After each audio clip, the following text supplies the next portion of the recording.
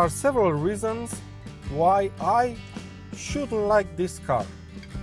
It's a bit slow, it doesn't have the M-Pack fitted to it, it's comfortable no matter what mode you're in, it's red, and it's got the ugliest steering wheel in the world.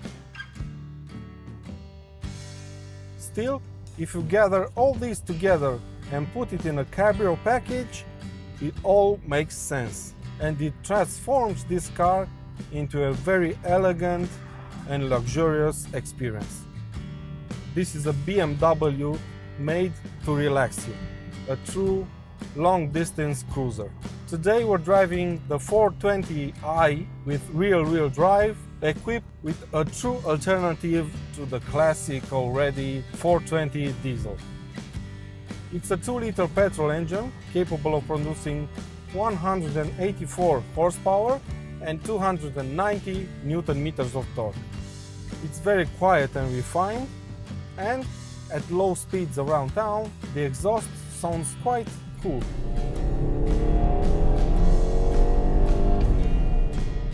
The only downside to its diesel-powered sibling is the fuel consumption.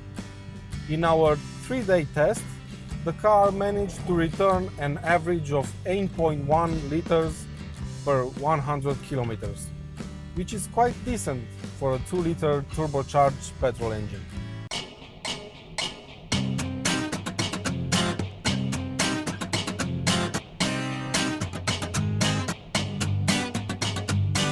To drive, this 420i Cabrio doesn't feel like a BMW at all.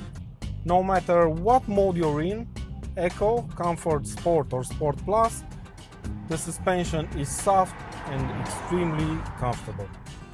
There's quite a lot of body roll, but it's also very controlled. It leans much more in the corners than 3 Series, but at a certain point the suspension freezes and you can push on. The 420i Cabrio can only be ordered with rear-wheel drive. This is because the 4 Series Cabrio is already a heavy car because of the metal roof, and BMW didn't want to put extra pressure on the engine, which is one of the least powerful petrol power plants on offer.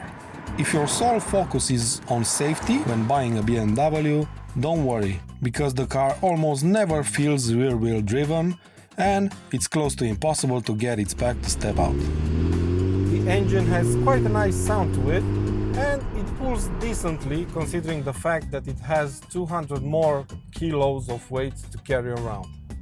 It gets from north to 100 kilometers per hour in about 8.2 seconds, and if you still don't get the point of this car, you can max it out at 230 kilometers per hour. On this road, with this engine, a manual gearbox would be heaven.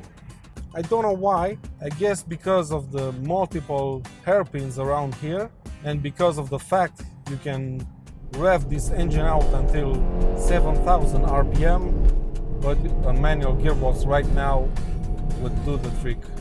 The steering is always too light, but at least it's precise and it helps you place the car perfectly on the road. The steering wheel, however, I just hate. It feels like it's been taken out of a 10-year-old 3 Series. It just doesn't fit this picture. And finally, the diameter of the wheel is too small. It feels like you're driving one of those steering wheels from the cartoons. Besides this awesome steering wheel, the interior is pretty much identical to the 3 Series.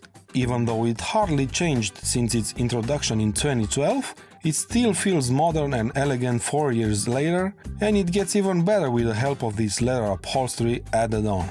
The roof, as you've probably seen by now, it's a hardtop one, and you can fold it or raise it up in just 20 seconds.